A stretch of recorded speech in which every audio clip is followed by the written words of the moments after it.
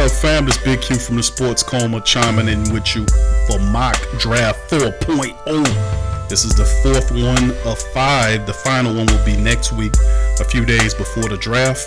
And of course, I did the last draft live this time around. I think I'm going to do it in terms of tape and then release it. We got a show coming up, a few shows coming up I won't cover with the family members. But we're going to do a lot this mock draft taped, and then of course I want your feedback on it, and you could do your own mock draft. Feel free to do your own mock. Go to draftnetwork.com/the mock draft machine. That's the draftnetwork.com/mock draft machine, and you can submit it to the PRO Media Network at gmail.com. That information will be listed in the description section below. So please hit the like button, support the platform like a lot of great people have been doing, and away we go in this current version of the mock draft. Now, this mock draft is kind of crazy. It has Justin Herbert going to the Patriots, so he fell. You got Burrow and all these guys. Tua went early, and then when you get to a guy like you got Justin Jefferson, he's going. Justin Hebert was taken by the Patriots, which means the Saints have Jordan Love sitting up here. And you know how I feel. There's Pat Queen there, it's Gross Matos, it's AJ Espinoza. It's several really intriguing candidates there, but you can't ignore the future. Sooner or later, the Saints got their draft, the future guy to sit behind Drew, whether it's a year or two. They can't ignore it anymore. They've been pushing it off for a long time, lying to us about Taysom Hill. We have to get it going. So I'm going to take Jordan Love for the future of the position going to the next 5-10 years ahead. Now, of course, I also made this move in the first round because I don't feel that a guy like Jalen Hurts survived to the third round of my draft. See, Pat Queen went all the way in the second. Of course, we can kind of say that it possibly won't work, but a lot of wide receivers are going. You see Diggs and the rest of them. Very unique draft. And as you can see, the Saints selection, we don't pick in the second round, so it's just going to move into the third round. But we have the entire second and a large portion of the third round that we have to wait to see. Clyde Edwards-Helaire, he's off the board there to the Chiefs. That's scary. And as you can see, more of the same going on. So Hurts ended up getting drafted by the Chargers, so my suspicions were definitely warranted because I felt that he would not be able to survive. Look, T. Higgins fell all the way down to the Jets in the second round. They're expecting him to slide a bit. We'll see. Donovan Peoples-Jones is off the board. Chase Claypool is off the board, and here we go on the clock here. So if you're the New Orleans Saints, your first pick is Jordan Love. What should be your second pick? Address the linebacker situation or go with a cornerback? Or you're sitting there, Thad Moss is sitting up there. It's a lot of interesting candidates up there.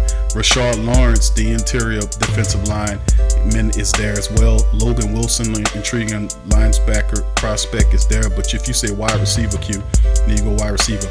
I would kind of forego the wide receiver because it's such a deep class. And I would probably either address the cornerback position or linebacker, and being that Akeem Davis-Gaither is sitting up there, 6'2", 220, kind of a safety linebacker mode guy, similar to like a Troy Davis.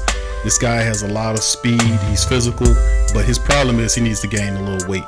But I think that's something that the Saints definitely can use, a guy like Akeem Gaither to help him. So I'm going to take Gaither here in my draft. And that addresses the quarterback position, which the Saints needed to really get.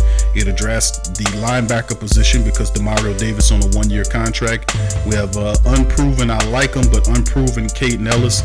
Alex Anzalone is dealing with 1 more year that he has injuries that he's fighting through. Hopefully he can make them through them. And then, of course, you're dealing with guys like other injury players. And then an older Craig Robinson. And, of course, the player that came over from the Miami Dolphins, who've yet to fully put it all together after 3 serious injuries. So getting Gaither helps out along with Jordan Love. So I'm feeling this draft. Now we're in the 4th round. We're going further. Anthony Jennings, I like him. He's off the board. And this gets to the point where, okay, Q, what's good next? This is where I'm going to look at either a defensive back or a wide receiver. Now I told you that the wide receiver class is extremely deep in this year, and I'm saying to myself, I like a lot of these wide receivers, and particularly Delvin Duvernay really helps out. He's there. Tyler Johnson's there. Antonio Gandy Golden from Liberty, he is there. Big wide receiver, 6'4", 222, tore up the Independence. He's terrific. a terrific linebacker, very athletic, like what Antonio Gandy Golden brings with his size and his toughness. Courtney Davis is a speedster, Lynn Bowden, what he can do in terms of his versatility. Gabriel Davis is something, but I don't want another Central Florida guy. And then I look at a speedster like Devin Duvernay, or a proven slot guy like Tyler Johnson. So in this version of the draft, my last draft, I went with Tyler Johnson there because I think he, even though he don't have the speed to create the separation, you're looking at wide receivers outside of Mike Thomas. You have Emmanuel Sanders on a 2-year deal. Behind him, you have what could be the third and final year for a guy like Traquan Smith. So I would want to draft a weapon that complements what I have on the other side. Now, although I really like Antonio Gandy Golden, I've been watching him a lot, it's a struggle between him, to me, and Devin Duvernay. Now, Devin Duvernay is a guy who was terrific in college for Texas. He's a speedster. He turns it on. Excellent. He's a bit undersized at 5'11", but he has the speed. He can run the routes. He's physical, and they say he don't have wiggle in his hips, that he's a bit stiff. But if you look at the footage, he's exciting, and I think that's something that the Saints offense definitely needs. So I'm going to draft Devin Duvernay with my 4th round pick here, and that's basically, I've addressed the quarterback of the future, I've addressed the wide receiver of the future. I might get another wide receiver depending on how things go, and I've given you a starting level linebacker. So pretty much that's what it's hitting for right now. And as you can see, a lot of the wide receivers are coming off the board. And man, what can I tell you? This is the draft. I'm feeling good about the draft thus far. LaMichael Perrine, I really liked him. I wish he would have kind of failed to me. But when it comes down to it, there's a few other things that the team is looking at. There was recent ramblings around the Saints and what they're doing. Now, cornerback could be something that we're looking at now. This is the 5th round. We have 2 picks left without any trades. And we're saying to ourselves, well, there aren't any cornerbacks high. I think the highest cornerback you have is Jarvis Davis out of Auburn. And I've watched Jarvis Davis. I'm not too crazy about Jarvis Davis. But you know, at this point, I'm saying I like what the dude did. He enters the NFL after locking 25 starts, plenty of time in the slot and in wide corner spots, quick feet, aggressive mentality, ball skills, combined with lack of size and profile best slot at the next level. So it's a slot man that we need. Jarvis Davis is 5'11", 118. Not exactly crazy about that. But Antonio Gandy Golden is still sitting up there.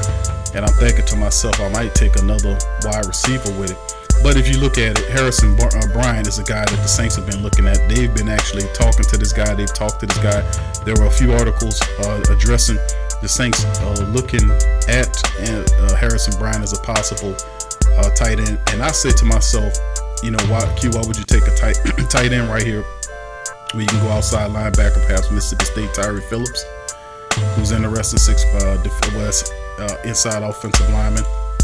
You know, maybe go offensive lineman. I see what the Saints have done, but I think that at this point, I think we definitely need a tight end of the future. Now, I know I haven't addressed the edge situation, and I haven't seen an edger on this. I think the edger position kind of dissipates after the 3rd round. It's not a deep draft in terms of that, and I didn't see, as you can see. Let me see if I can find Michael Divinity on there, because Michael Divinity could play the position. That could Jacoby Phillips.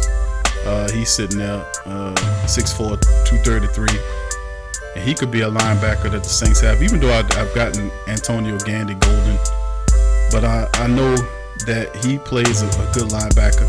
But I'm looking at, you know, if there's Divinity right there. Now, of course, I can use Divinity as a pass rusher to help out the team. And at the 5th round position, I know I'm reaching past Quarterman and Jacoby Phillips, Jacob Phillips, and the rest of these guys to get them. But I would take either Phillips or Divinity Jr., and I know what Divinity Jr. could do. So I'm liking him. But I really looking at the tight end. I'm serious about the tight end position, because if I take him, you know, if I take the tight end, matter of fact, I'm gonna take the tight end now, and something tell me that Michael Divinity is gonna be there with my 6th and final pick. Well, I will hope. I think he'll be there. Either one of those guys will be there. So what I did, this is mostly a offensive minded draft, to be honest with you. And we're gonna go over my picks and do a summary of the picks just to show you guys what I'm talking about. But to be quite honest with you, it gets to a point where the team, offensively speaking, the defense, to me, is in pretty good company in terms of having the youth, and of course we need another edge rusher. And something tell me the Saints are going to bring in a veteran edge rusher as camp nears and gets closer. Of course, a lot of people say, well, Q, you can end up getting the cornerback or try to address the cornerback position because you never know. And of course, Lamar Jackson is there, and he's a big cornerback that fell. A lot of people had him there, and then I was thinking about getting a pass rusher with Michael Divinity Jr. But I think if I'm New Orleans, I'm going to try to go get one of those veteran pass rushers after the draft. The value of it will drop a bit. Their asking price will drop a bit, and I'll be searching for an edge rusher in the thrones of free agency as one of the experienced guys, whether it's a Golden, Marcus Golden, or perhaps an Everson Griffin. Some of these guys, as the draft, unless they get signed prior to the draft, some of the asking price is definitely going to go down after the draft, because a lot of teams have filled their needs, and I'm probably going to look at adjusting it, because even though I like Michael Divinity Jr., I do feel in my mind that he'll be a good one, but I think I can get a guy like Divinity in the undrafted rank. So we'll see momentarily how that happens. So I'm going to take right here Lamar Jackson because I like that value at 6. So, and look, right when I do that, look, Michael Divinity got snapped up by the Vikings. So I guess I ain't going to be able to get him. But it just goes to show you, man, that I do like the defensive position. I do like it, but I still feel like we can do something in terms of addressing the defensive line. I want a veteran there. I feel like we got enough of these guys, unless it's a high draft pick, one of the top 4 or 5 pass rushers, which was the AJ Espinoza and all these kind of guys. Unless it's them, and like I said, Divinity is a good player, but I would like to kind of address the defensive end pass rusher with a veteran, because we got enough young guys back there to help out, but maybe a veteran, Golden, Clay Matthews, perhaps something like that after the draft as free agency, because you're going to get a lot of those guys for a cheap price. So here go the draft, the finalizing of the draft. Here as you can see, Burrow and the rest of these guys went early. But if you go to my picks, this is what I've done with this draft. And mock draft 4.0, of course, Jordan Love fell to me. Good luck with that one.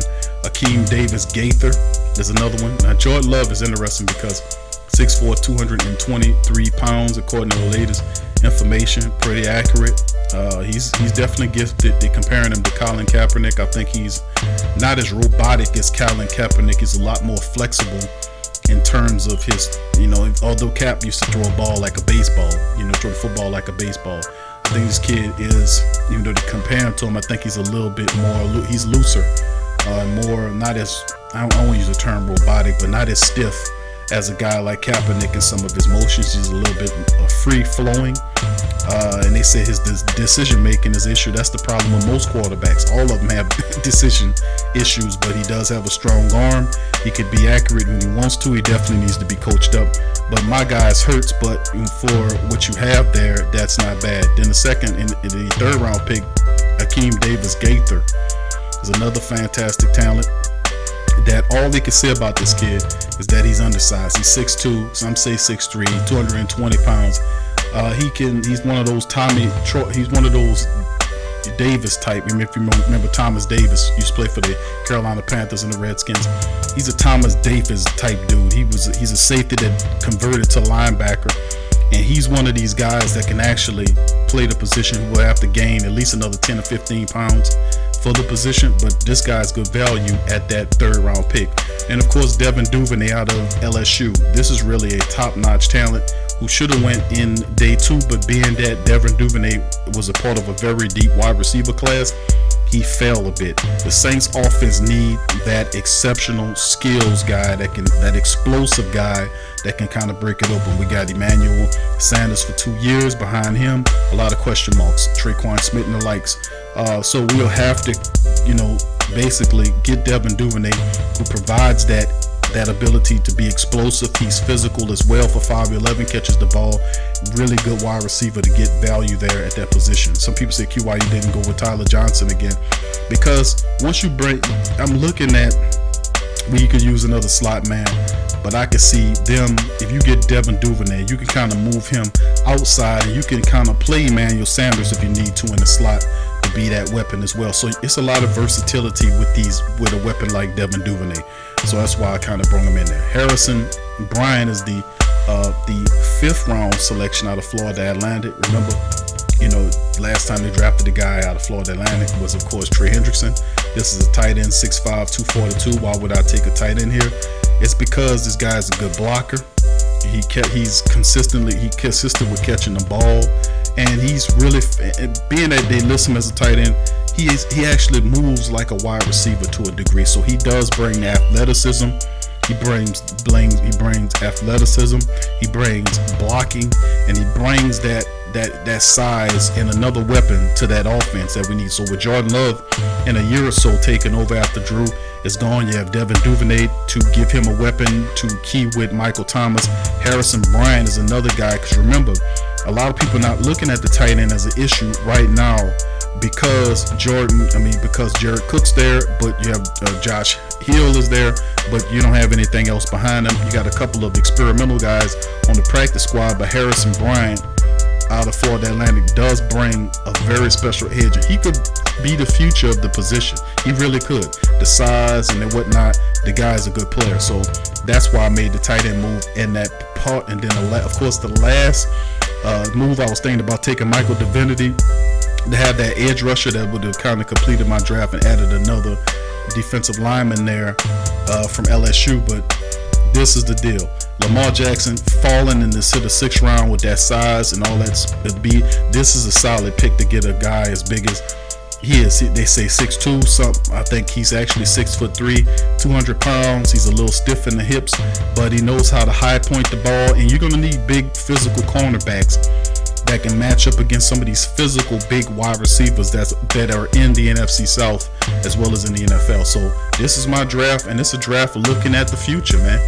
Jordan Love at QB behind Drew Brees, Hakeem Davis-Gaither, that can provide a young, explosive linebacker prospect just in case they don't bring Demario Davis back, or just for depth purposes, Devin Duvernay, explosive wide receiver to add in the Saints offense. Harrison Bryant to come on to be the future tight end once Jared Cook and his high price tag is gone. Josh Hill is not the man. And then, of course, Lamar Jackson, who can bring up the rear as far as the cornerback position is concerned. We have a deep cornerback group of people, a deep cornerback room. We talk about guys like Marshawn Lattimore, Janoris Jenkins, who has his deal redone, the redone deal of Patrick Robinson. PJ Williams is back. Of course, we have guys like Hardy, who's there, and then we have a couple of practice squad guys. The XFL guy is also in there, and just throw Lamar Jackson in there. You need a young prospect with size and ability like Jackson, and I think he fits. He's great value there. Had I had another pick, I would have took a defensive lineman player, but it shakes out. We have 3-2 on the offense, and I think it's purposeful because Jordan Love will be the future. Hakeem Gaither will be the future, and I think the Saints are in good hands with this draft class. So I like to thank everybody for joining me with this drop. This latest mock draft. This is TSC Live mock draft 4.0, 5.0 will be coming next week, a couple of days from the draft. I'd like to thank everybody for joining us. Please hit the subscribe button if you're not a subscriber to the Great Saints Think Tank, the Sports Coma. Please also share the show, like the show. Like I said, subscribe. Thank you. And to do your own mock, go to draftnetwork.com/the mock machine.